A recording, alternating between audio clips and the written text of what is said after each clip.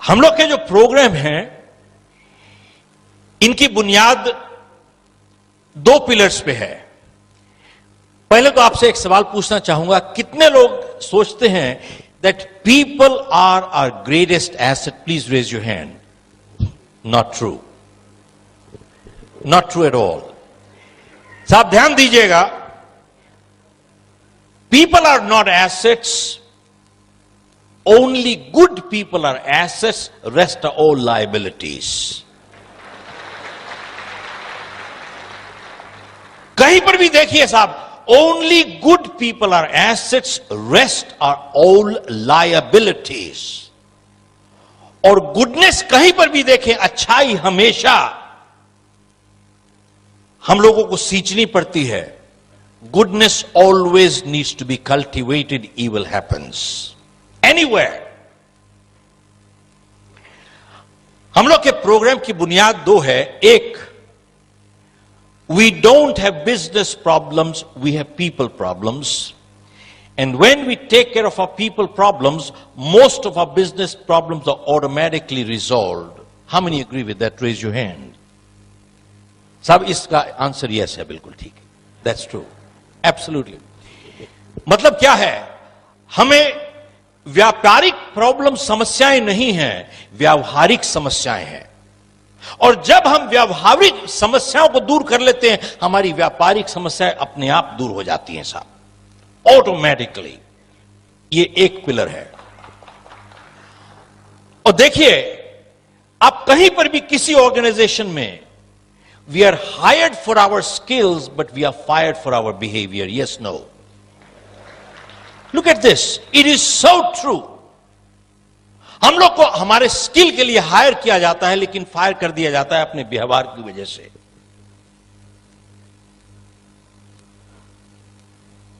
और दूसरी चीज, जब भी कोई इंसान यह कहता है कि यह मैं काम नहीं कर सकता, वो दो चीज कह रहा है, या मुझे करना नहीं आता या मैं करना नहीं चाहता। ध्यान से देखिए, जब कोई इंसान यह कहता है कि यह काम मैं नहीं कर सकता, दो चीज कह रहा है, या मुझे करना नहीं आता या मैं करना नहीं चाहता।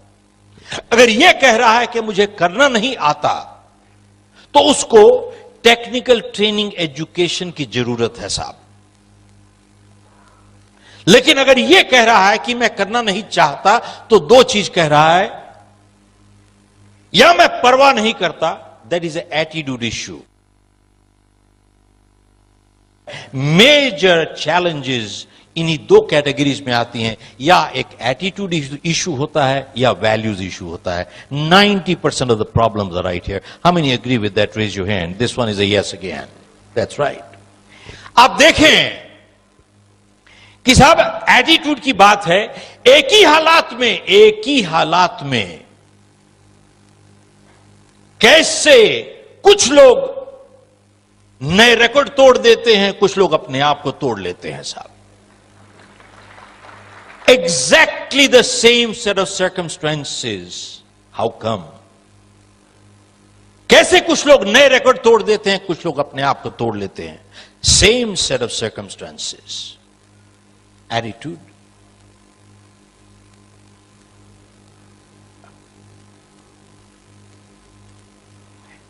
आप लोगों में से कितने लोगों ने मुझे पहले सुना है? मैं हाथ खड़ा करके बताइए तो।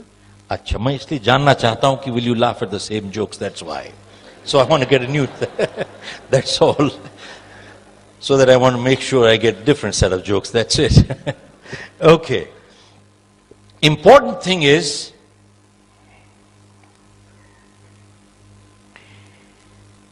आप लोगों ने मोहम्मद अली का नाम सुना है साहब?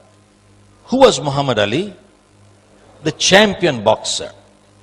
साहब जब वो रिंग में जाते थे, क्या कहते थे? I am the greatest, I am the champion, I am the greatest, I am the champion, I am the greatest, I am the champion. He never said I hope I win, I hope I win, I hope I win. ये कभी नहीं कहा साहब उन्होंने। ही used to से आई am the champion, I am the greatest. ये क्यों कहते थे? एंड जब वो रिंग में जाते थे और अपने अपोनेंट को देखते थे और उसको कहते थे, you have the belt but I am the champion. Belt तुम्हारे पास है लेकिन चैंपियन मैं हूं। साहब रिंग के अंदर चैंपियन बनने से पहले वो बाहर चैंपियन बन चुके थे already. He was a champion outside. But ये क्यों कहते थे I am the greatest, I am the champion? This is positive thinking. Mentally अपने आप को he used to psych himself up mentally. इसका क्या मतलब है? With positive thinking, everything in life is possible. How many agree with that? Raise your hand. Not true. This one is not true. साहब ध्यान दीजिएगा, बहुत गलत फहमियां हो जाती हैं आदमी को. मैं साहब चाहे जितना पॉजिटिव हो जाऊं, मैं आपका किडनी ट्रांसप्लांट नहीं कर सकता साहब, मर जाएगा दूसरा आदमी. साहब पॉजिटिव थिंकिंग सफलता की गारंटी नहीं करता है. पॉजिटिव थिंकिंग पॉजिटिव एफर्ट के साथ एंड पॉजिटिव एक्शंस के साथ आपकी सफलता की संभावना को बढ़ा देता है साहब. साहब जब मोहम्मद अली ये कह रहे थे I am the greatest, I am the champion, I am the greatest, mentally psyching himself, उस टाइम वो अपने बैठक में बैठ के वहां पे पॉपकॉर्न नहीं खा रहे थे, वीडियो नहीं देख रहे थे, टेलीविजन नहीं देख रहे थे, कोला नहीं पी रहे थे. ऑल द टाइम जब वो कह रहे थे I am the greatest, I am the champion, he was in the ring punching the bag all the time. He was punching the bag. मतलब पॉजिटिव थिंकिंग पॉजिटिव एक्शंस के साथ चल रही थी, क्योंकि positive thinking without positive action will get you nowhere in life. मैं किताब लिख रहा हूं मिथ्स. बहुत बारी ये गलत फहमी होती है कि साहब पॉजिटिव थिंकिंग से सभी कुछ कर लोगे आप. No, positive thinking must be backed with positive actions in order to achieve success. It increases your probability of success. आपकी सफलता की संभावना बढ़ जाती है इससे. मोहम्मद अली ने एक और बात कही कि जिंदगी में सफल होने के लिए आपको दो चीजें चाहिए. आपको काबिलियत भी चाहिए, आपको इरादा भी चाहिए. Which means he said you need the skill and you need the will. To succeed you need two things in life. You need the skill and you also need the will. एक के बिना दूसरी काम नहीं करेगी साहब. दोनों चीजें चाहिए आपको, काबिलियत भी चाहिए, इरादा भी चाहिए. लेकिन इन दोनों में से उसने कहा कि will is a little more important than the skill. They are both important, but will is a little more important than the skill. तो उसने कहा कि साहब जब मैं चैंपियनशिप बाउट लड़ रहा था तो मेरे अपोनेंट ने मुझे मार के गिरा दिया. साहब ध्यान दीजिएगा, the champion has been beaten more times in the ring than anybody else. बोले जब मेरे अपोनेंट ने मुझे मार के गिरा दिया और मैं वहां पे जमीन पे लेटा हुआ था और रेफरी मुझे काउंट कर रहा था, उस टाइम मेरे स्किल ने मुझे मदद नहीं की साहब. What skill? बोले उसने ऑलरेडी तो मुझे मार के गिरा दिया. उस टाइम बोला इट वॉज माई विल जो मुझे कह रही थी बार बार, एक बारी फिर से उठ जाओ भाई, एक बारी फिर से खड़े हो जाओ, एक बारी फिर से खड़े हो जाओ साहब, एक बारी फिर से खड़े हो जाओ, एक बारी फिर से खड़े हो जाओ साहब. It was my will, it was not my skill that pick me up. One more time.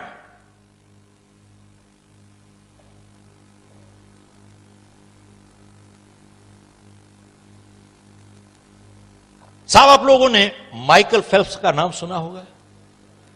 कौन था माइकल फेल्प्स? That swimmer. कितने गोल्ड मेडल्स जीते साहब उसने? 21 या 22 जीते लास्ट ओलंपिक्स में. लेकिन इसको प्रसिद्धि कब मिली? 2008 में जब इसने क्या किया, बीजिंग में 36 साल पुराना रिकॉर्ड तोड़ा। किसका? मार्क स्पिट्ज का। मार्क स्पिट्ज 1972 में म्यूनिक में उसने 7 गोल्ड मेडल जीते थे। वहां पे प्रेस वाले भी थे, तो किसी ने कहा कि साहब 7 गोल्ड मेडल जीत लिया आपने, must be your lucky day, must be your lucky day. तो जब मार्क स्पिट्ज ने यह सुना must be your lucky day, उसको बहुत बुरा लगा। तो उस जर्नलिस्ट को बुलाता है, कहता है तुम इधर आओ, मैं तुमको बताता हूं what luck did for me. कहता है आई वॉज इन मैक्सिको 1968। बोला मैंने 3 गोल्ड मेडल जीते।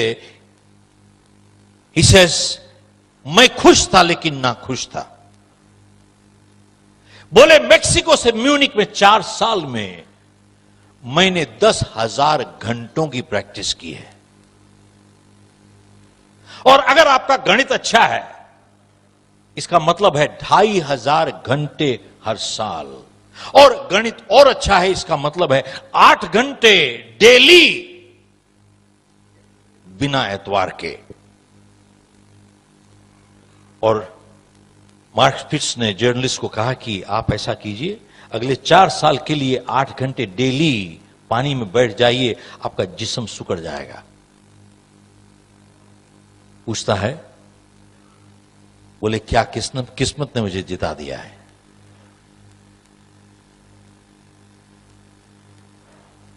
बोले साहब luck is not design to deliver you these things in life. और उसने जवाब दिया, बोले एथलीट्स, ध्यान दीजिएगा, athletes train 15 years for 15 seconds of performance। बोले साहब एथलीट्स 15 साल की तैयारी करते हैं 15 सेकंड की परफॉर्मेंस के लिए। जाके उनसे पूछिए, किस्मत ने दिला दिया उसको।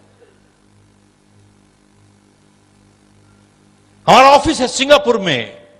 3 साल पहले मैं अखबार पढ़ रहा था, 2016 की ओलंपिक्स के लिए 5 गोल्ड मेडल के लिए 3 साल पहले अखबार में लिखा था कि हम लोग तैयारी कर रहे हैं 2016 के लिए 5 गोल्ड मेडल जीतने के लिए। और उससे कितने साल पहले से तैयारी चल रही है, इमेजिन। बोले साहब एथलीट्स 15 साल की तैयारी करते हैं 15 सेकंड की परफॉर्मेंस के लिए।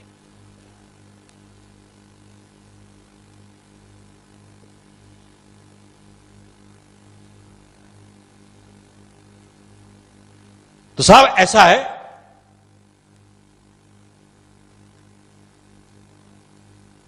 लेकिन माइकल फेल्प्स ने 8 गोल्ड मेडल जीते बीजिंग में। अब मैं यहां से हाथ देखना चाहता हूं, आप लोगों में से कितने लोगों को यह मालूम है कि 2 साल पहले ओलंपिक से 2008 से पहले माइकल फेल्प्स का हाथ फ्रैक्चर हो गया था साहब। one lady, I need to give you a gift. Come on up here. Only one person here. Look at this.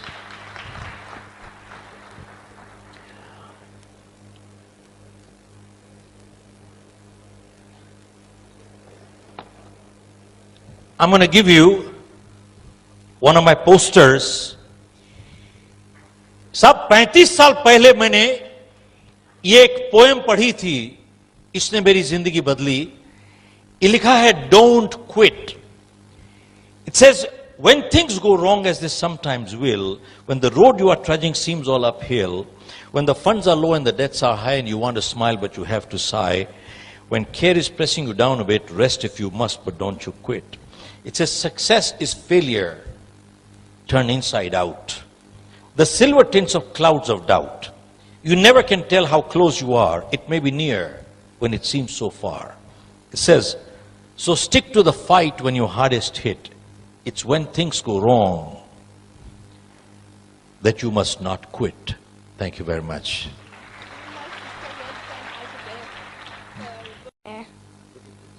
Give her a hand. Look at what she said. कहती है साहब, my sister trained 10 hours per day to go for the Commonwealth Games. 10 hours a day. साहब जानते हैं, लोग सफलता चाहते हैं, लेकिन सफल होने के लिए तैयारी करने की कीमत नहीं चुकाना चाहते साहब. Repeat, most people want to succeed, but very few people are willing to pay the price to prepare to succeed. सफल होना चाहते हैं साहब, लेकिन सफल होने की तैयारी करने की कीमत चुकाना नहीं चाहते साहब. आप भी चले जाइए, अगर 8 घंटे डेली अगले 4 साल के लिए आप भी प्रैक्टिस कीजिए, 10,000 घंटे, आप भी ओलंपिक में जा सकते हैं, मैं भी जा सकता हूं. सवाल यह है, क्या मैं करने के लिए तैयार हूं? मैं नहीं तैयार हूं, आप नहीं तैयार हैं. अगर आप और हम तैयार हो जाएं, हम भी मार्क स्पीक्स के साथ कंपीट कर सकते हैं. Yes, no.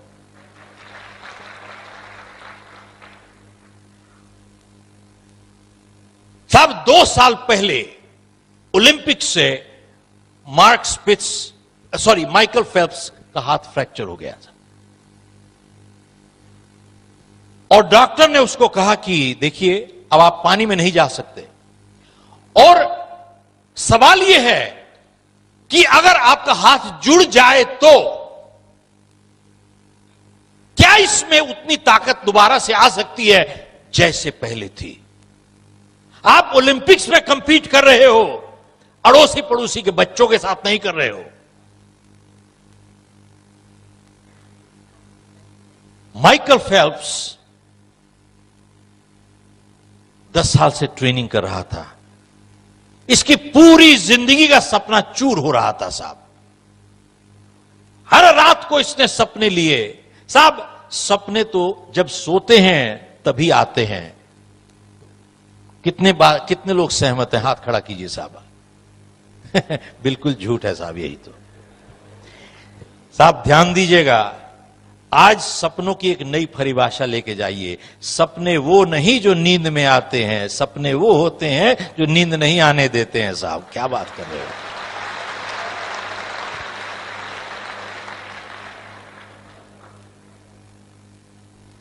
माइकल फेल्प्स ने अपनी जिंदगी का सपना देखा टूटते हुए. बोला साहब मैं पानी में जाऊंगा, हाथ इस्तेमाल नहीं करूंगा, पांव इस्तेमाल करूंगा. साहब ट्रेनिंग करता रहा माइकल फेल्प्स.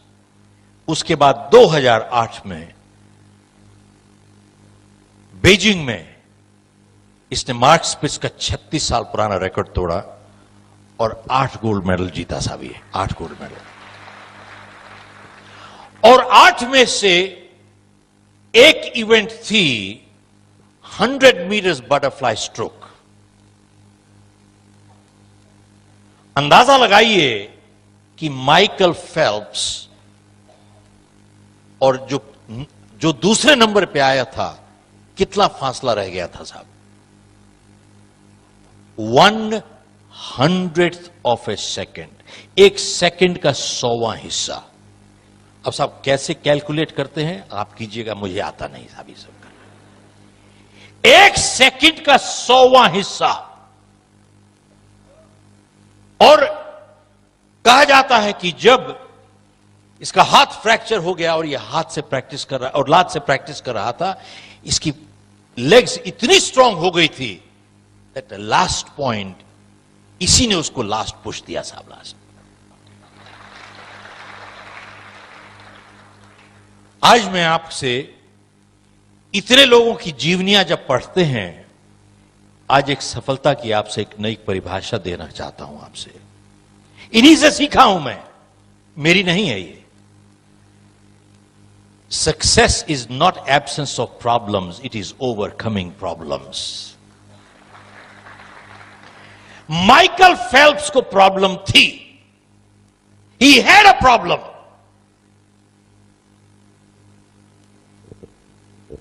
सब समस्या के ना होने को सफलता नहीं कहते. समस्या के ऊपर काबू पाने को सफलता कहते हैं। He had a problem. और सफलता इससे नहीं मापी जाती कि जिंदगी में हम कितना ऊपर गए। सफलता इससे मापी जाती है कितनी बारी गिर के उठे, उसको सफलता कहते हैं साहब। सफलता इससे नहीं मापी जाती कि दूसरों के मुकाबले हम कैसा कर रहे हैं। सफलता उससे मापी जाती है कि हम अपनी क्षमता के हिसाब से कैसा कर रहे हैं। आप देखिए, एथलीट कभी दूसरे के साथ कंपीट नहीं करता, वो अपना ही रिकॉर्ड तोड़ता चला जाता है परमानेंटली साहब। बार बार अपना रिकॉर्ड तोड़ता चला जाएगा साहब। वो अपने आप के साथ कंपीट करता है साहब।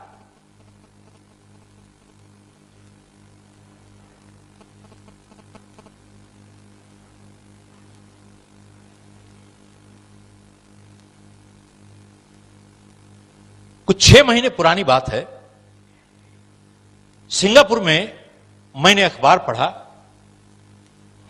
तो उसमें लिखा था कि तकरीबन 50%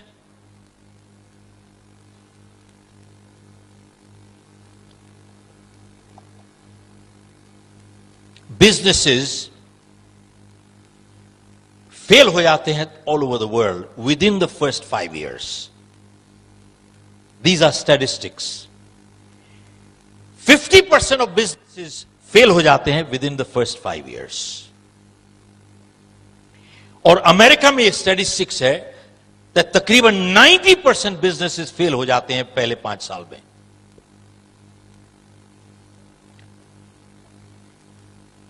और उस आर्टिकल में लिखा था कि जिस तरीके से इंफॉर्मेशन आज, स्पीड है इंफॉर्मेशन की,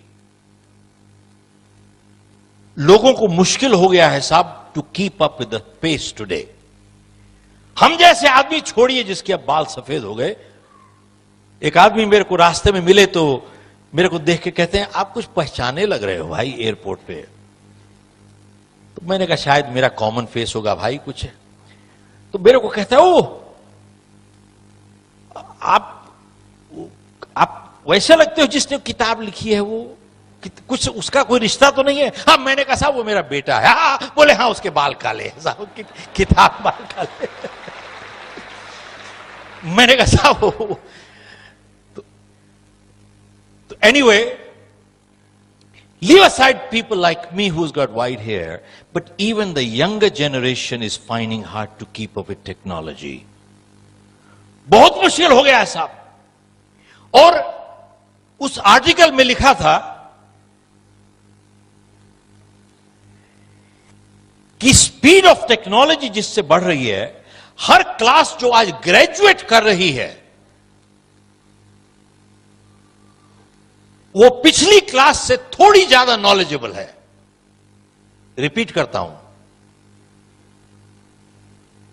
साहब, आज हर क्लास जो ग्रेजुएट हो रही है वो पिछली क्लास से थोड़ी ज्यादा नॉलेजेबल है। ये स्पीड है टेक्नोलॉजी की। ये पॉजिटिव साइड है, that they are little more knowledgeable than the previous one.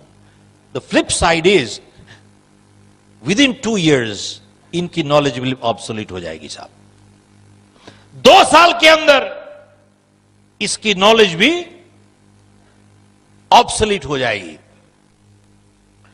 और उस आर्टिकल में लिखा था कि आने वाले टाइम में, साहब ध्यान दीजिएगा, आने वाले टाइम में सिर्फ वही लोग सफल हो पाएंगे जिनके पास 2 काबिलियत होंगी साहब।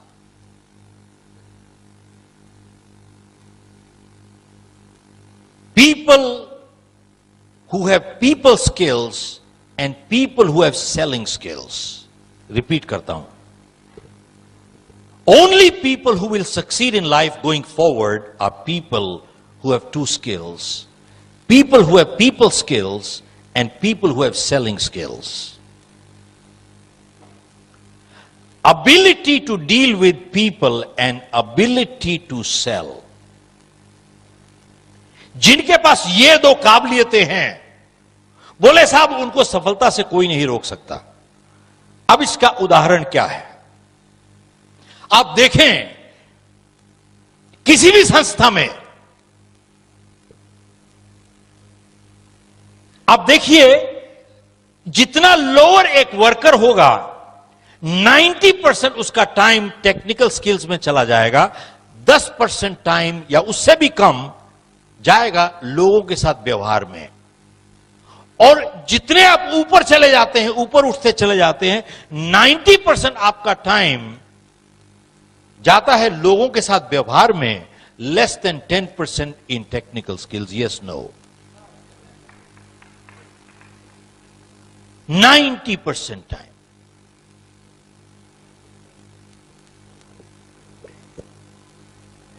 यूएस में एक लीडरशिप मीट हुई, तो वहां पे कुछ लोगों को, गिनती के लोगों को बुलाया, तो हमारे को भी बुलाया हुआ था। वहां 5 दिन की लीडरशिप समिट थी।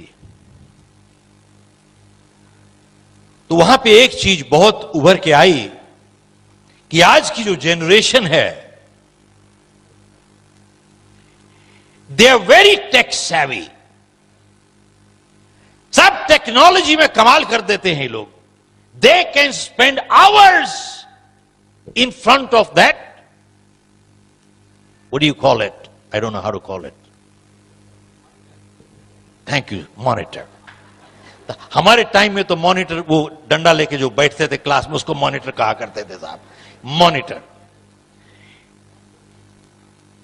तो साहब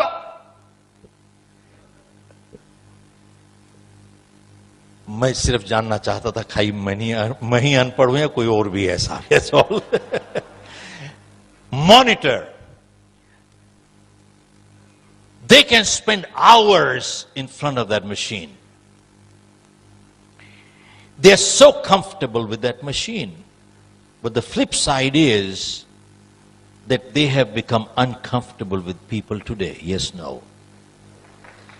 The current generation has become uncomfortable with people. और साहब टेक्नोलॉजी इतनी अभी एडवांस नहीं हुई है। You still have to get married to people.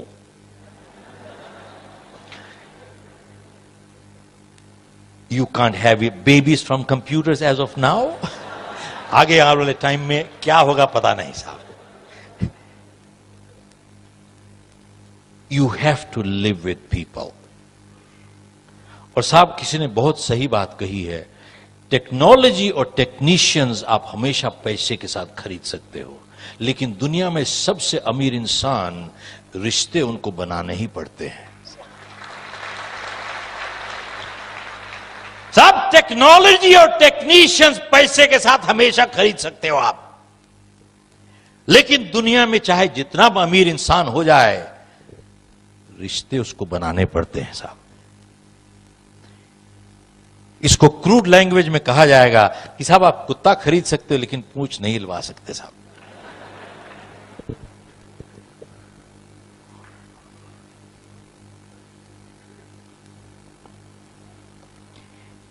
Technical people skills, they are crucial. और दूसरा is selling skills. दूसरा इज सेलिंग स्किल्स। तो साहब हमने जब किताब लॉन्च की पिछले साल, यू कैन सेल,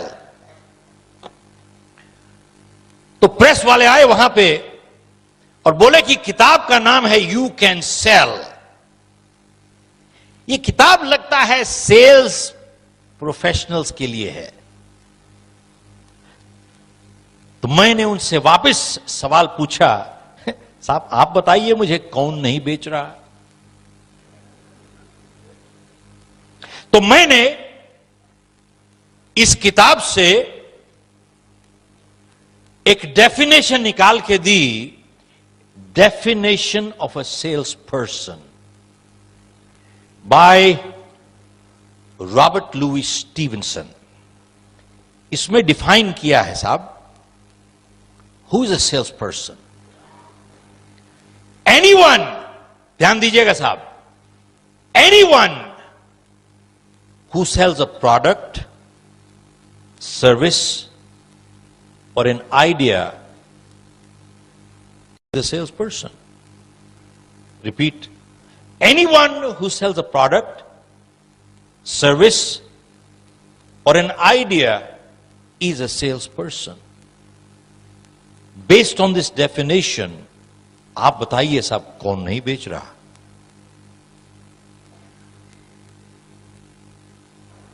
साहब, एक कैंडिडेट एक जॉब इंटरव्यू के लिए जाता है, क्या कर रहा है वो? What's he doing? He's selling. साहब एक बात बताइए, a boy girl proposing to get married, what are they doing? साहब एक बात बताइए, a lawyer arguing in front of the judge for his client, what's he doing? Hello? A politician giving speeches to get votes, what is he doing? Hello? What am I doing right now? I'm also selling. Who is not selling? We are all selling. We are always selling, either for or against ourselves. And success in life depends on our ability to sell. Chaudhary Sahab, we are all selling, we are always selling, either for or against ourselves. It is not neutral. ये साहब ये leadership की बात है, कभी neutral leader नहीं हुआ, या अच्छा लीडर होगा या घटिया लीडर होगा, न्यूट्रल लीडर कोई नहीं होता साहब. There is no neutral leader, and good leaders actively guide, bad leaders actively misguide. Hello?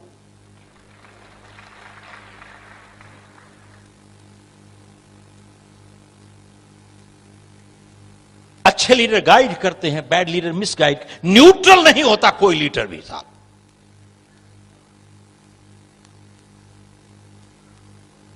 तो मैंने कहा साहब कौन नहीं बेच रहा है? We are all selling, we are always selling. And then मैंने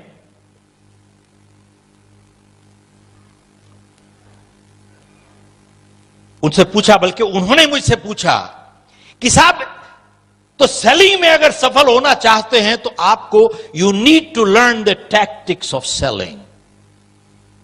इन sales if you want to succeed in life you need to learn the tactics of selling. How many agree with that? Raise your hand.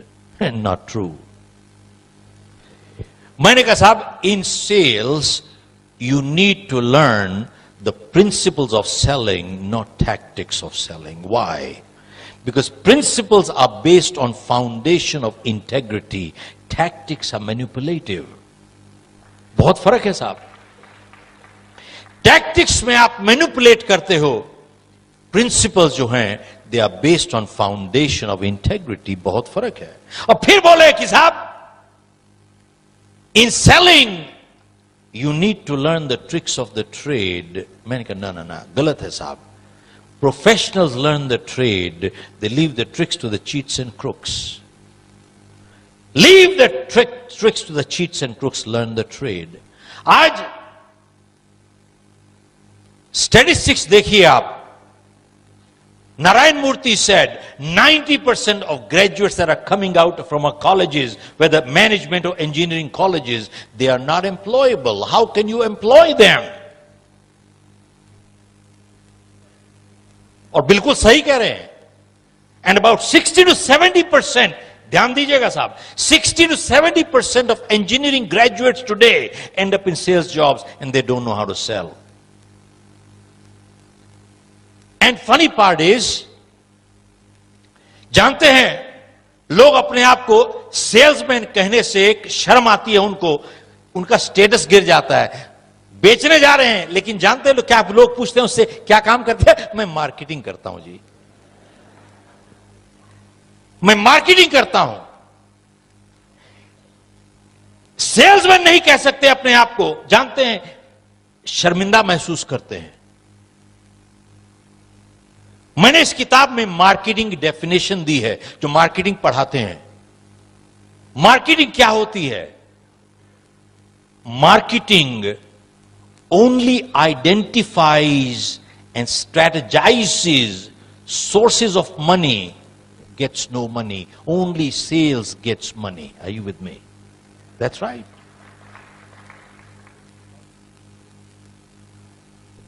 Marketing तो खाली सिर्फ identify करती है, strategize करती है, sources of money, gets no money. Only sales gets money. आप साहब किसी कंपनी की प्रॉफिट एंड लॉस अकाउंट देखिए, बैलेंस शीट देखिए, सिर्फ एक आइटम प्रॉफिट साइड में लिखी होती है, वो क्या कहते हैं? सेल्स। और उसके अलावा हर चीज इज ओवरहेड्स। प्रॉफिट में सिर्फ एक आइटम जाती है, sales. Rest everything in the company is. साहब एक अच्छी company, good sales people are the first to be hired, last to be fired, because they represent profit.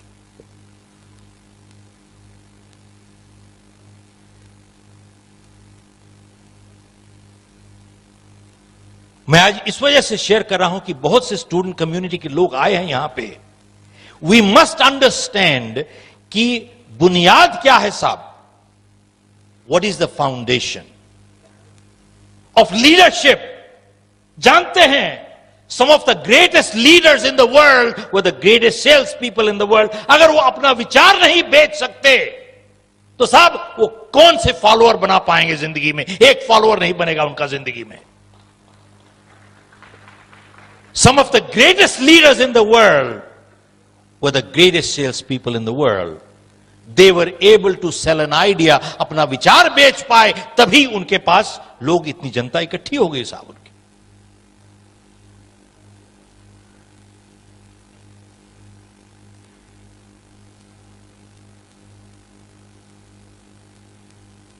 आप लोगों ने, मेरी कहानी तो शायद कुछ लोगों ने पढ़ी होगी या कुछ लोगों ने सुनी लास्ट टाइम, लेकिन पूरा संक्षेप में मैं, जिन्होंने नहीं सुना उसके बैकग्राउंड बताना चाहूंगा। मैं एक प्रोग्राम कर रहा था अमेरिका में, 200-250 लोग थे वहां पे। डॉक्टर्स, लॉयर्स, इंजीनियर सभी थे, कारपेंटर्स, प्लम्बर्स, इलेक्ट्रिशियन भी थे। क्योंकि आज की तारीख में हर जगह पे सब लोगों को एक दिक्कत है, बोले साहब कंपटीशन बढ़ रहा है, बहुत कंपटीशन बहुत बढ़ रहा है।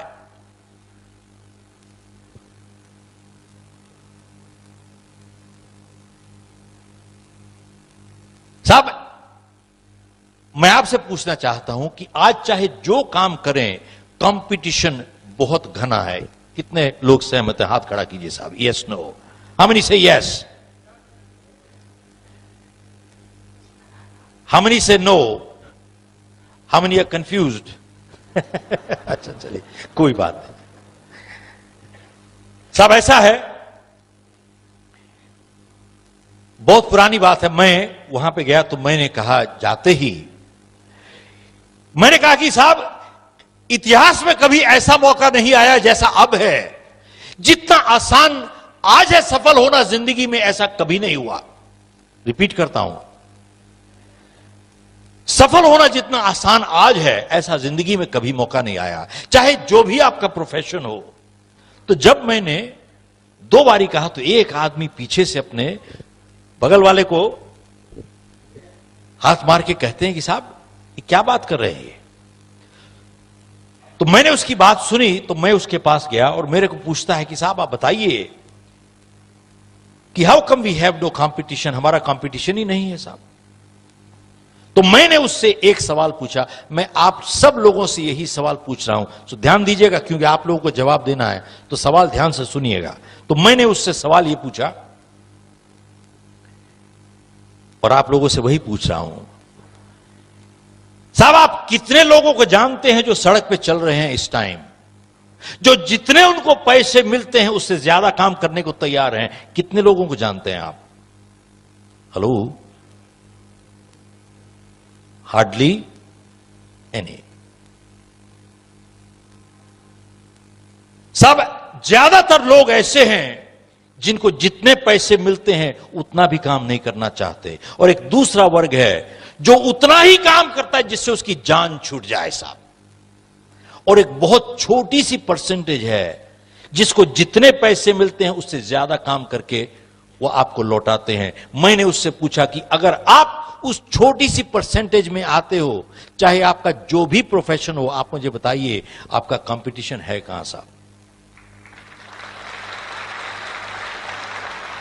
साहब आज की तारीख में आपको एक अच्छा वकील नहीं मिलता साहब।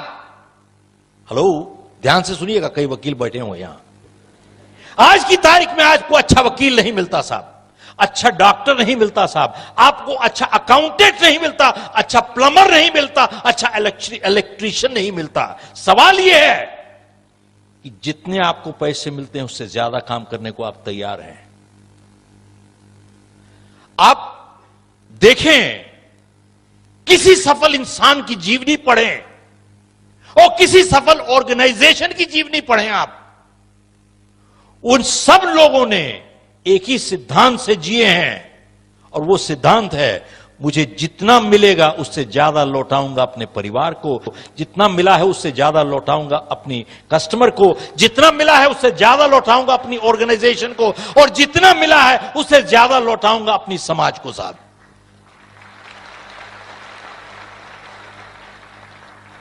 ये मेरी फिलॉसफी नहीं है, आप किसी भी सफल इंसान की फिलॉसफी देखें जिसने सफलता हासिल की है और उसके बाद सफलता को कायम रखा है। हासिल करना एक चीज है और कायम रखना दूसरी चीज है साहब। सफलता हासिल की है और उसके बाद कायम रखा है, और तीसरी बात उसके बाद अपनी गुडविल, सद्भावना मेंटेन की है। तीन चीज जरूरी है, सफलता को कायम रखना, और तीसरा सद्भावना, गुडविल मेंटेन करना। तीनों को अगर जिसने मेंटेन किया है वो सब इसी सिद्धांत से जिए हैं।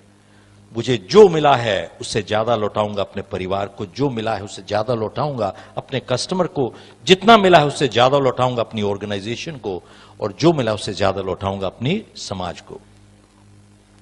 साहब एक बात बताइए कि हम सब अगर आज से इस सिद्धांत से जिए, हमारा कंपटीशन है कहां साहब? हम ही कंपटीशन बन जाते हैं दूसरों के लिए साहब। We have no competition, we become the competition. अब एक बात बताइए, इतनी छोटी सी चीज समझने के लिए पीएचडी की जरूरत है भैया? अच्छा, इतनी छोटी सी चीज समझने के लिए एमबीए की जरूरत है? जानते हो, एमबीए और पीएचडी करने के बाद फिर भी नहीं समझ में आती लोगों को। मुश्किल तो यह है, दुख की बात यह है। इसके लिए ना एमबीए चाहिए ना ही पीएचडी चाहिए साहब।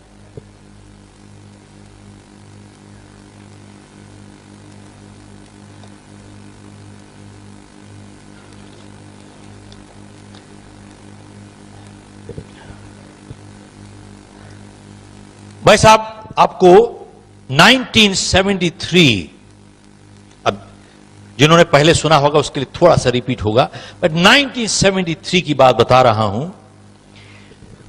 जनवरी 1973 मुझे बहुत अच्छी तरीके से याद है। हम लोग की कोल माइंस थी इंडिया में, तकरीबन 1000 लोग काम करते थे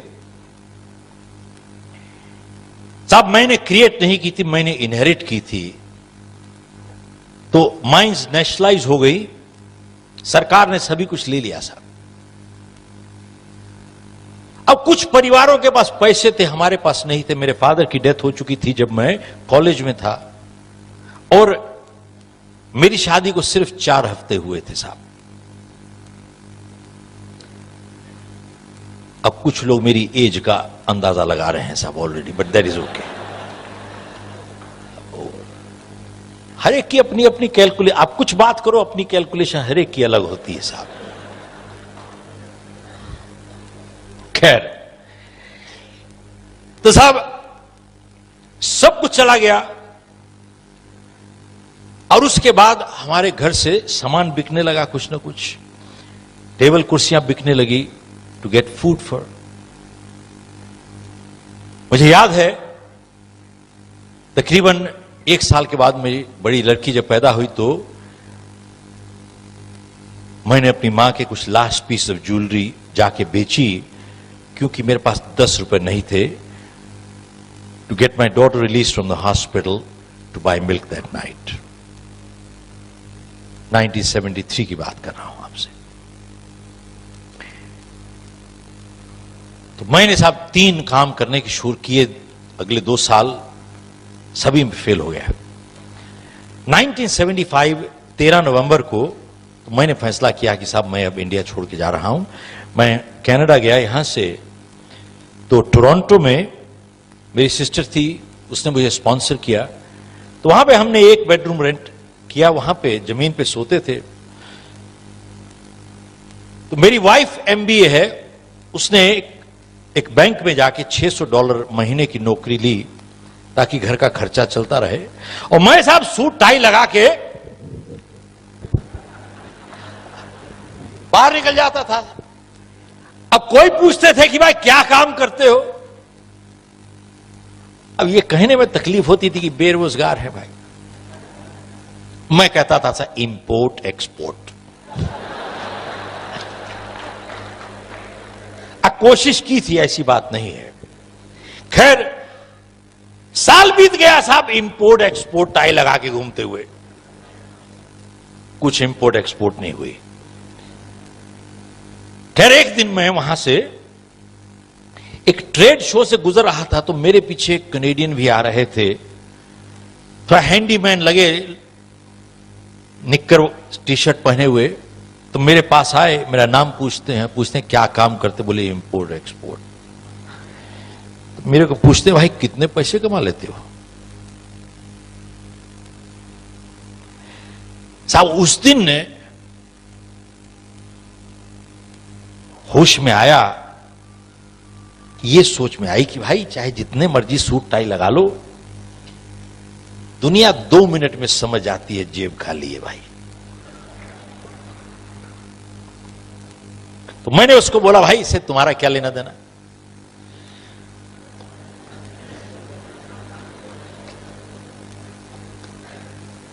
खैर मैंने उससे पूछा तुम्हारा नाम क्या? बोले बिल वियर। मैं कहा क्या काम करते हो? बोले मैं गाड़ियां साइमनाइज करता हूं। अब जिनको मालूम नहीं है साइमनाइज क्या होता है साहब, ये एक थोड़ा अंग्रेजी का बड़ा लफ्ज है, मशीन से गाड़ियां धोना और कुछ नहीं साहब। बोले गाड़ियां साइमनाइज करता हूं। मैंने कहा अच्छा, तुम्हें कितने पैसे बना लेते हो भाई? बोले कभी $40 $50। तो दरवाजे से जैसे हम लोग निकल रहे थे, जैसे कि मेरे दिमाग से उसने एकदम पढ़ लिया हो, मेरे कंधे पे हाथ रख के मुझे रोक के कहता है गाड़ियां साफ करोगे भाई?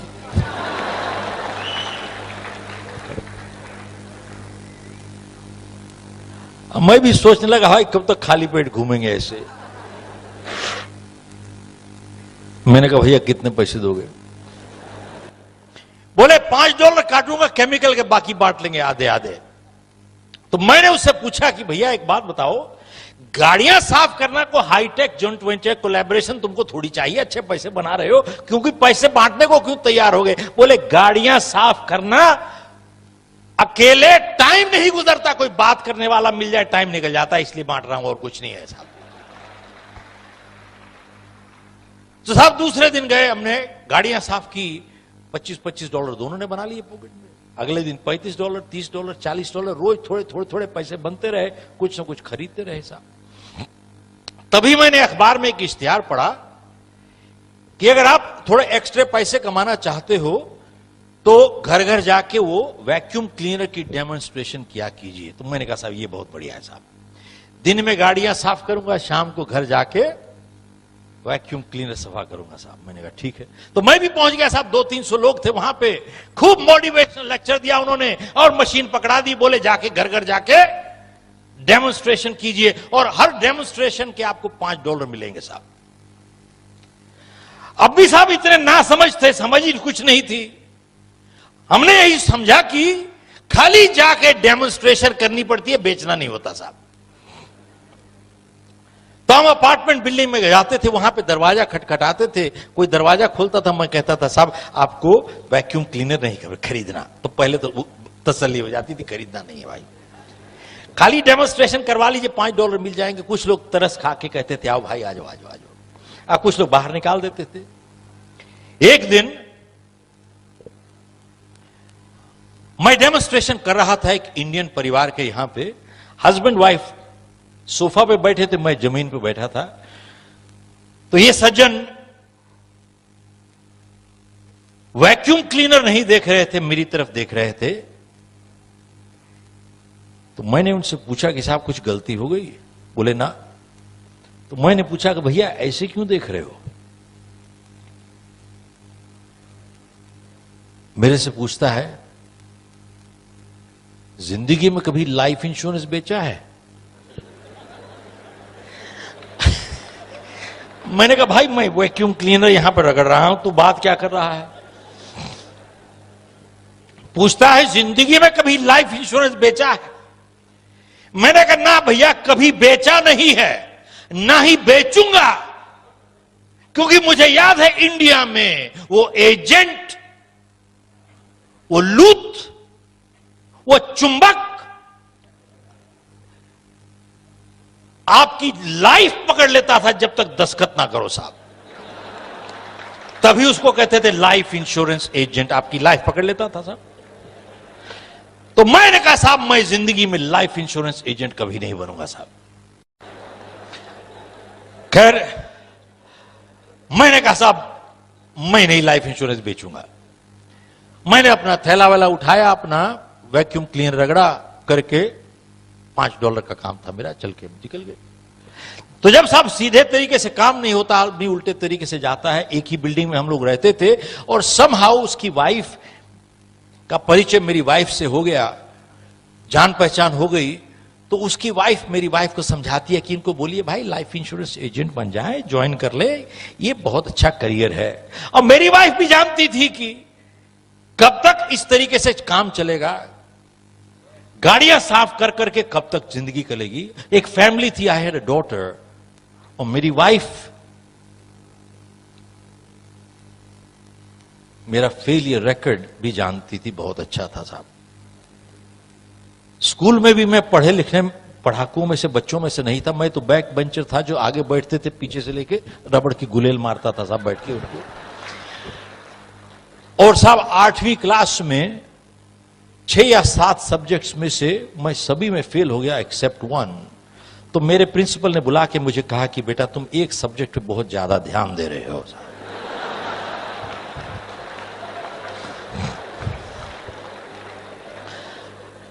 साहब 28 बच्चों में से मेरा 27वां नंबर था, क्योंकि 28वां एब्सेंट था साहब।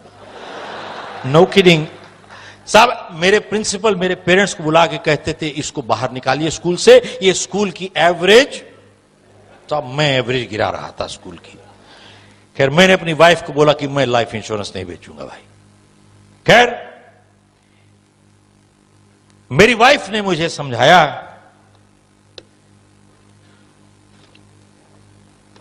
कि लाइफ इंश्योरेंस बेचने के लिए आपको एक इम्तिहान पास करना पड़ता है। बोले आप इम्तिहान पास तो कीजिए, अगर पास कर लिया तो एक चॉइस मिल जाएगी लाइफ में आपको। अभी तो चॉइस भी नहीं है भाई। मैंने कहा अच्छा ठीक है, मैं इम्तिहान में बैठूंगा लेकिन लाइफ इंश्योरेंस नहीं बेचूंगा। खैर मैंने इम्तिहान लिया, रिजल्ट आ गया और मैं क्या हो गया साहब, पास हो गए साहब। अब ये हमको अपने दफ्तर ले गए, जिन्होंने ये सारा चक्कर शुरू किया था, ले गए दफ्तर, अपने डिस्ट्रिक्ट मैनेजर से मिलाया। जैसे पहुंचे वहां पे बहुत बुजुर्ग से आदमी, बहुत तजर्बेदार मैच्योर आदमी, जैसे गया कंग्रेचुलेट करके हाथ मिलाते हैं, कहते हैं शेख अगर तू लाइफ इंश्योरेंस एजेंट अभी बन जाएगा तो मैं तुम्हें एक ऑफर दूंगा और तुम्हें टाइम दूंगा सोचने का। मैंने कहा साहब बिल्कुल ठीक, दीजिए। बोले कि साहब अगर तू लाइफ इंश्योरेंस एजेंट अभी बन जाएगा तो मैं तुझे $150 हफ्ता ड्रॉ दूंगा तुम्हारे को, और तुम्हारे पास टाइम है सोचने का। बोले 30 सेकंड। मैंने कहा साहब आपने बोला था टाइम दीजिएगा। बोले अब 20 सेकंड रह गए। मैंने कहा बोले मैं बन गया साहब, मैं लाइफ इंश्योरेंस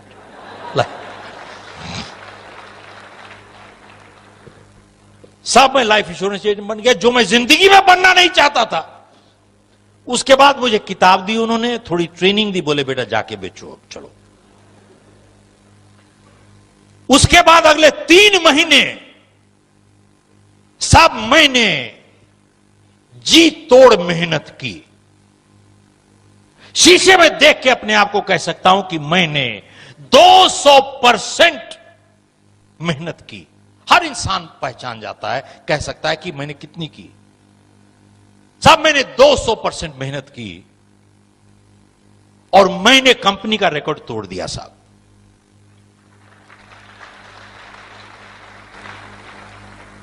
अब साहब जानिए कौन सा रिकॉर्ड तोड़ा, उसके बाद दोबारा से फिर से ताली बजाइएगा। साहब कितनी सेल मैंने की? ऑलमोस्ट 0। तो साहब मेरा मैनेजर मुझे वापस बुला के कहता है कि भाई मेरे को 35 साल हो गए लाइफ इंश्योरेंस बिजनेस में, मैंने देखा है कुछ लोग आस्ते शुरू होते हैं लेकिन तुम्हारे जैसा नहीं देखा। बोले तब मेरे को कहता है डोंट कम बैक टुमारो। बोले you are fired, get out. मैंने कहा भाई मेरी बात तो सुनो। मैंने कहा साहब मैं तो ज्यादा पढ़ा लिखा नहीं हूं, डॉक्टर, वकील, अटर्नी, अकाउंटेंट नहीं हूं मैं। I am a BCom 3rd division, failed in my 10th। I got a handicap. How do you expect performance? साहब 30 साल पहले की बात कर रहा हूं, 40 साल पहले, सॉरी। उस दिन किसी ने मेरे साथ बहुत कड़क के बात की, and I am glad he did. और उसके बाद मेरे को समझ में आई, गुस्सा नहीं था, गुस्से की वजह से वो कड़का नहीं मेरे साथ, उसको तकलीफ थी साहब। तकलीफ की वजह से वो कड़का, और मेरे को कहता है 40 साल पहले, you shut up and listen, you shut up and listen. मेरे को कहता है you don't have a handicap, you have a bad attitude. और कहता है कि तुम जैसे लोग सिर्फ अपनी जिंदगियां ही नहीं बल्कि अपनी परिवार की जिंदगियां भी बर्बाद करते हो। और कहता है जानते हो जिंदगी में हैंडीकैप किसके पास है? Doctor, lawyer, attorney, accountant, they all have handicaps in life. मैंने बोला ये तो हमने सुना नहीं कभी, बताइए how do they have handicaps?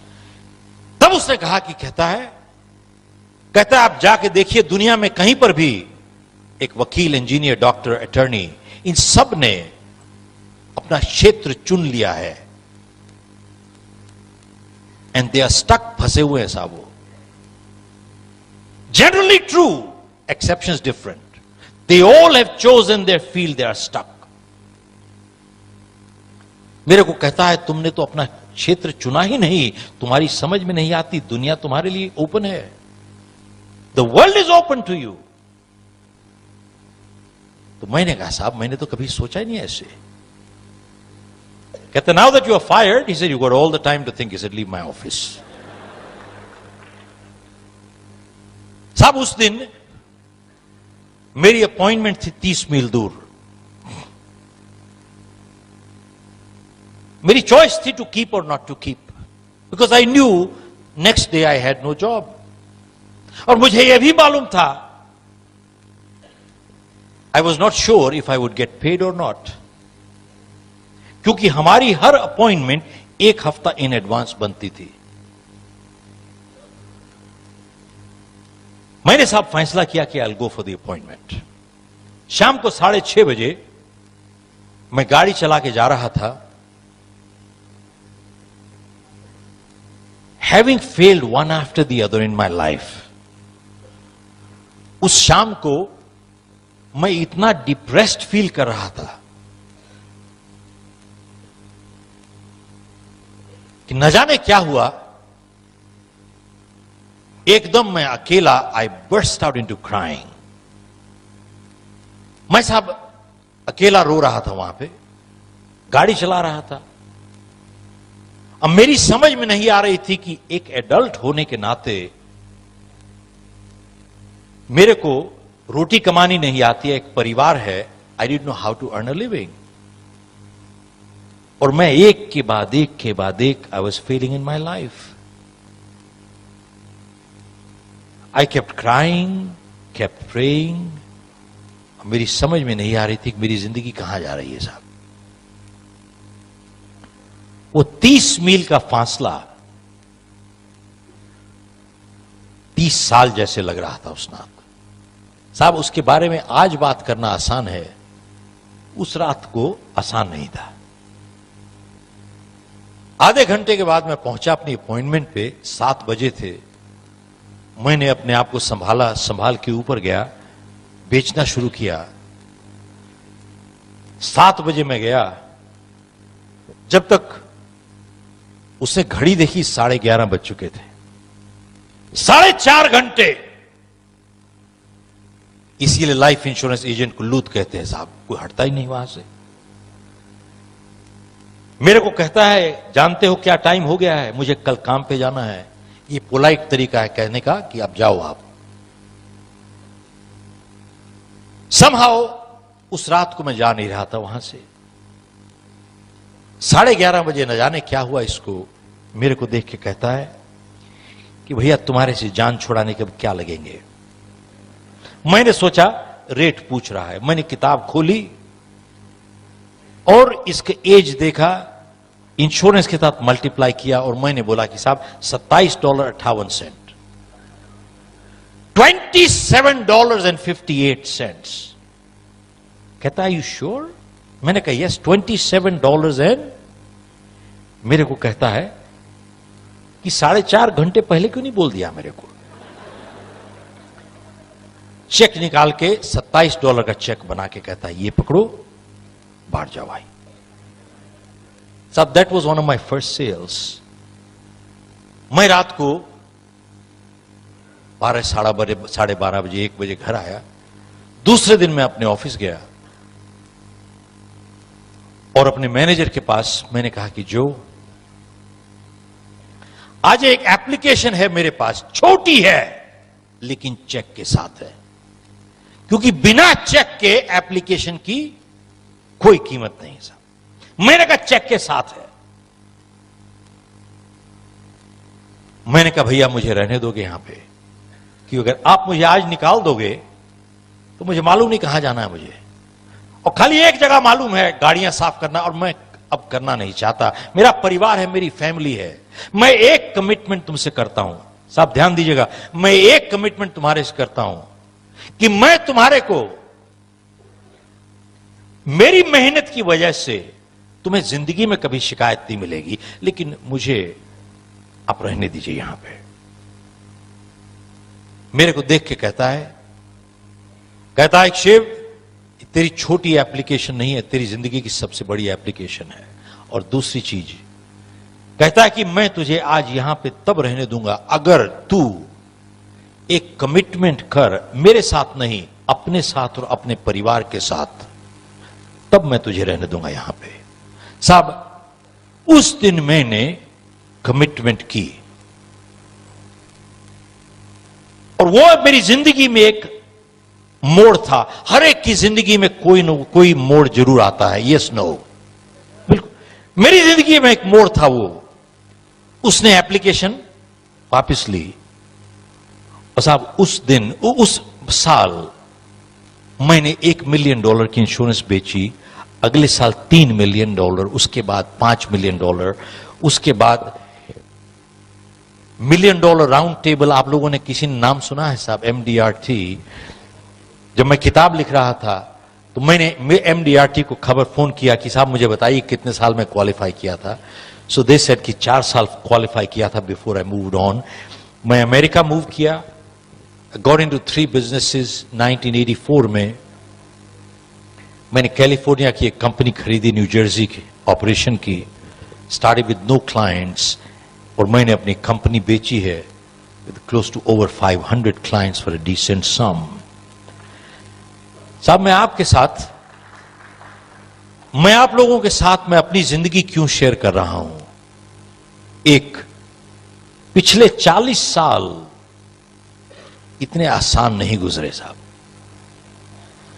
जानते हैं, लोग सिर्फ देखते हैं सफल लग रहा है, वो सिर्फ सफलता देखते हैं, संघर्ष नहीं देखते। Yes no. और जानते क्या कहते हैं? किस्मत अच्छी साहब इसकी। आज की तारीख में मीडिया ने अगर देश के साथ गद्दारी की है, सबसे बड़ी गद्दारी मीडिया ने अगर की है, वो एक की है, चाहे टीवी चैनल ले लीजिए, चाहे प्रिंट मीडिया ले लीजिए, एवरी चैनल सुबह शाम पहली चीज क्या देखते हैं? आपकी वहां जो भविष्य बैठ के बना रहे हैं साहब, वो आप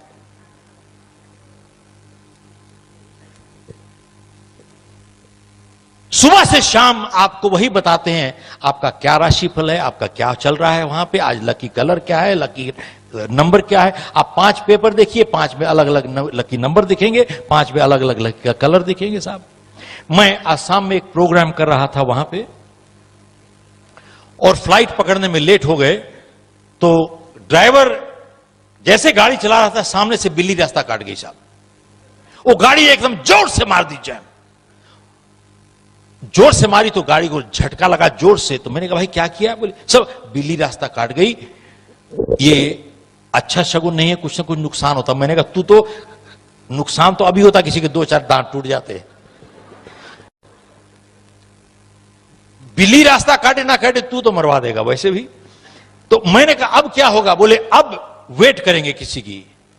मैंने कहा अगर हम जाएंगे तो बोले नहीं अब शगुन है साहब। तो मैंने कहा भाई किसी और को जाने दोगे तो फिर क्या होगा? मैंने कहा उसको प्रॉब्लम आ जाएगी, हमको नहीं आएगी। बोले उसको आ जाएगी साहब। तो मैंने कहा एक बात बताओ, मान लीजिए अगर तुम 50 घर और पीछे होते और यही बिल्ली अगर निकल जाती, और मान लीजिए तूने बिल्ली नहीं देखी होती, तो फिर क्या होता? बोले उसकी बिल्ली की पावर कम हो जाती है साहब।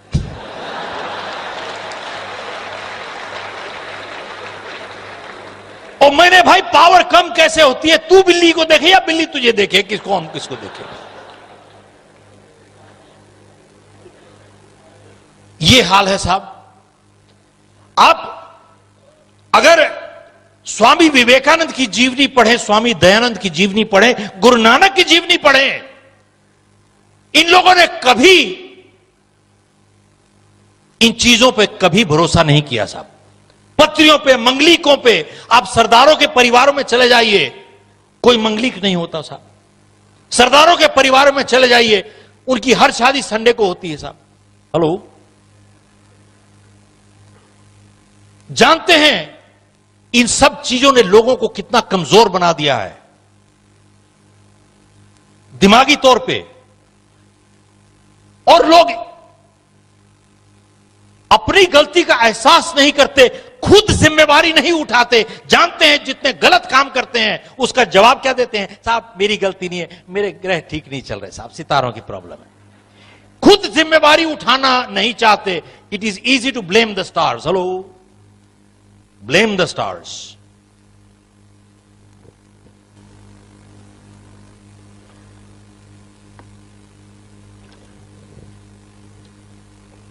खैर, इस हादसे से और दूसरा मैसेज एक सीखा हमने। मेरे मैनेजर ने एक बात कही थी, क्योंकि हम लोग की हर अपॉइंटमेंट 1 हफ्ता इन एडवांस बनती थी, 1 वीक इन एडवांस। मेरे को मेरे मैनेजर ने कहा कि साहब ऐसा है, इसे सेव, अगर तुम्हारी अपॉइंटमेंट 1 हफ्ता इन एडवांस नहीं बनती और अगर तुम सुबह उठ के सोचते हो मैं आज क्या करूंगा, बोले तुम you are unemployed with a job. ध्यान दीजिएगा, he says if you do not have appointments made 1 week in advance and you wake up in the morning and you start thinking, let me see what I have to do today, he said you are unemployed with a job. And then he said you fall into the category of people who keep working till they find a job. और फिर उसने जो बात कही, उसने कहा कि साहब आप जानते हैं there are more people in this world who are not working than there are people who are unemployed. Repeat. दुनिया में ज्यादा लोग हैं जो काम नहीं कर रहे बजाय उनके जो अनएम्प्लॉयड हैं. There are more people who are not working.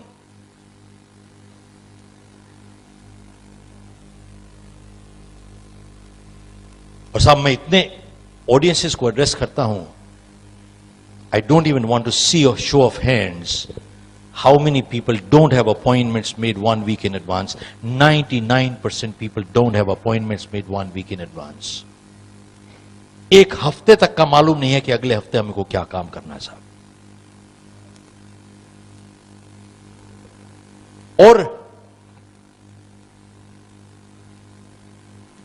साहब उसने मुझे सिखाया कि एक प्रॉमिस में और एक कमिटमेंट की में क्या फर्क होता है. जब मैंने उसे कहा कि I make a commitment to you,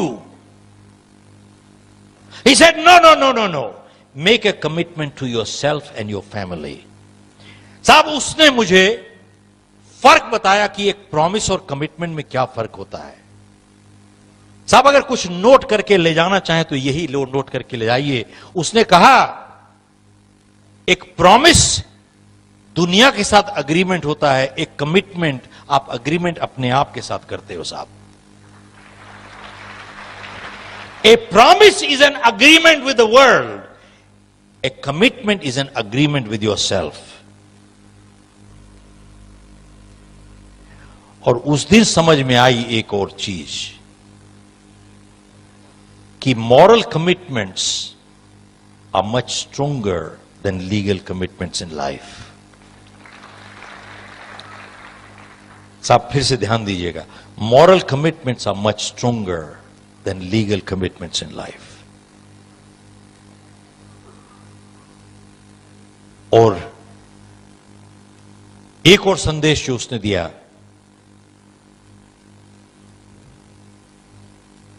when he said, you shut up and listen to me, he got my attention. साहब मेरा ध्यान उसने खींच लिया अपनी तरफ को. He got my attention. उस दिन ये बात समझ में आई कि कभी कभी जिंदगी में you got to be unkind to be kind. That sometimes in life you need to be unkind to be kind. अब वही कहते हैं, parenting is not a popularity contest, leadership is not a popularity contest. Sometimes in life you got to be unkind to be kind. और साहब उस दिन एक और बात समझ में आई कि जिंदगी में सिर्फ 2 ही रिश्ते होते हैं जो सुधारते हैं, दुनिया सजा देती है. रिपीट करता हूं साहब, जिंदगी में सिर्फ 2 ही रिश्ते होते हैं जो सुधारते हैं, दुनिया सजा देती है.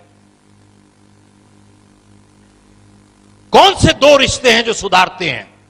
साहब जिंदगी में सिर्फ एक टीचर का रिश्ता और एक मां बाप का रिश्ता जो सुधारता है, दुनिया सजा देती है साहब. और कोई नहीं सुधारता, कोई नहीं सुधारता, सिर्फ सजा देती है दुनिया. Only parents and teachers in life care to correct, world punishes. इसके लिए पीएचडी चाहिए क्या? एमबीए चाहिए?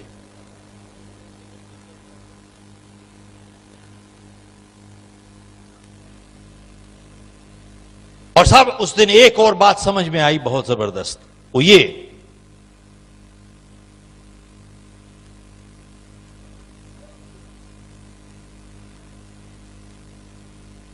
जब तक so long as criticism is painful to the giver,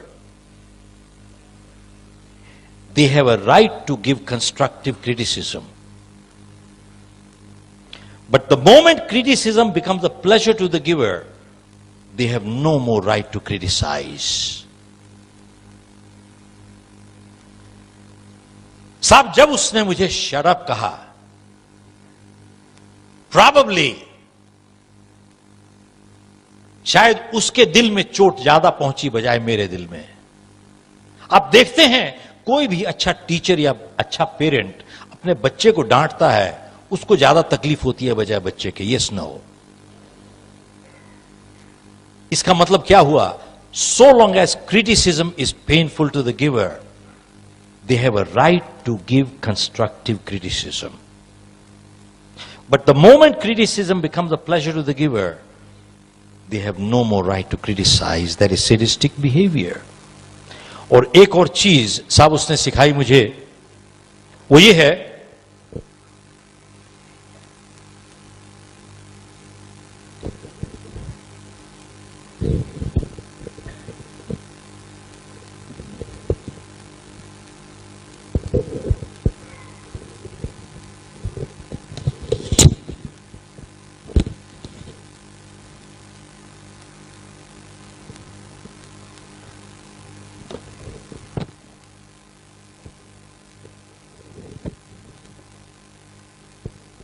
तब तकरीबन 40 साल पहले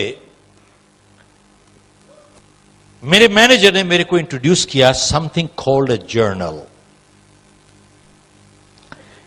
उसने मुझे कहा कि शिव, तुम अगर जिंदगी बदलना चाहते हो, सिर्फ अपने अंदर 5 मिनट डेली इन्वेस्ट करो अगले 31 दिन के लिए, तुम्हारी जिंदगी हमेशा के लिए बदल जाएगी। साहब ध्यान से सुनिएगा, बहुत जरूरी चीज है ये। मेरे को उसने कहा कि साहब ऐसा है, जिंदगी अगर बदलना चाहते हो, अपने अंदर सिर्फ 5 मिनट डेली इन्वेस्ट करो अगले 30 दिन के लिए। 31वें दिन तुम्हारी जिंदगी बदल जाएगी। 30 दिन सिर्फ। तो मैंने उससे पूछा कि भाई 30 दिन में जिंदगी बदल सकती है क्या? मैंने एक चीज सीखी उससे कि समझदार इंसान सवाल का जवाब नहीं देता, सवाल का जवाब सवाल में ही देता है साहब। उसने वापस मुझसे पूछा कि अगर बदल सकती है तुम करना चाहते हो क्या? अगर बदल सकती हो तो क्या तुम करने को तैयार हो? तो मैंने कहा साहब मैं तैयार हूं। तब उसने मुझे ये जर्नल निकाल के दिखाई। ये तो अब जो है ये तो बहुत दूसरे किस्म की जर्नल है, लेकिन जो उसने दिखाई थी वो एक किताब सी थी। लेकिन उसने कहा कि इसमें मैंने अपनी किताब यू कैन विन से बताया है कि इसमें 30 दिन का प्रोग्राम कैसे फॉलो किया जाता है। How do you implement 31 day programme. और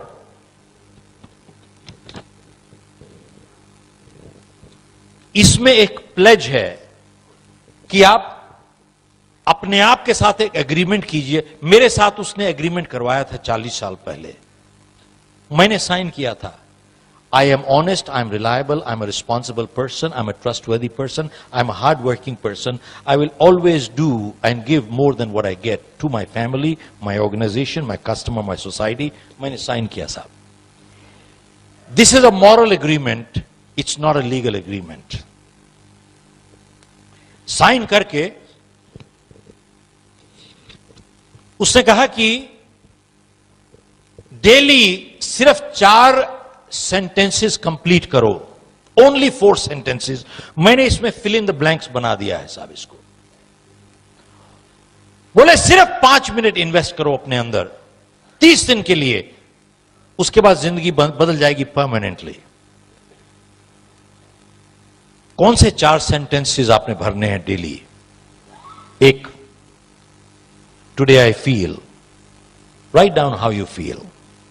I feel good, I feel sad, I feel bad, whatever, write your true feelings. 2, today I have learned. What have I learned? Have I learned anything? Write down what have I learned today. 3, today I'm proud of. What am I proud of? Am I proud of anything? 4, today I commit to improve. What do I commit to improve? Or नीचे, we have given positive thoughts for every day.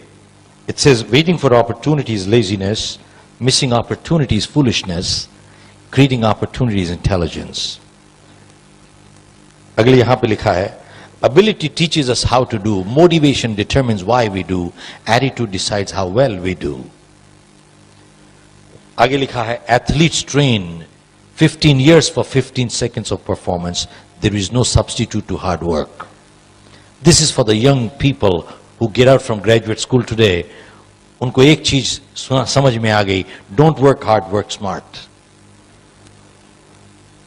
There is no substitute to hard work. And then it says here, आप लोगों से पूछिए साहब, what is the greatest thing in the world? Television पे भी देखेंगे आप रोज सुबह प्रचारक, TV evangelist, also you ask them what's the greatest thing in the world and they'll tell you love is the greatest thing in the world. Love is the greatest thing. The way I see it, trust in many ways a much greater compliment than love. There are people we love but we cannot trust. Trust in many ways a much greater compliment.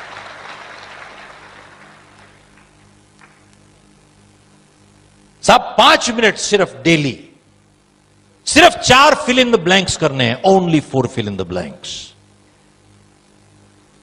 30 दिन के लिए। तो मैंने उससे पूछा कि साहब ये बताओ, ये 30 दिन का फॉर्मूला क्या है? तो साहब उसने मेरे को रिसर्च निकाल के दिखाई। और अगर आप लोग आज गूगल करना चाहते हैं, बहुत से students, go Google and you'll find out. बहुत जगह पे रिसर्च में लिखा है, it takes 21 days of conscious, consistent, continuous effort to make a break or habit. 21 दिन, some people say 41 days, some research say 31 days, some research says 21 days. आप देखिए 30 दिन कोई भी काम कंटिन्यूअसली, कंसिस्टेंटली आप करते जाइए, 31वें दिन आपकी आदत बन जाती है साहब, इट बिकम्स अ हैबिट। अब सवाल यह है कि क्या 30 दिन कॉन्शियस एफर्ट एक बहुत बड़ी कीमत है चुकाने के लिए, जिंदगी बदलने के लिए? यस, नो, नो, बट बहुत कम लोग करना चाहते हैं साहब। मजे की बात यह है, लोग सफल होना चाहते हैं लेकिन सफल होने की तैयारी करने की कीमत नहीं, 30 दिन के लिए भी नहीं करेंगे साहब ये, नॉट इवन 31 days।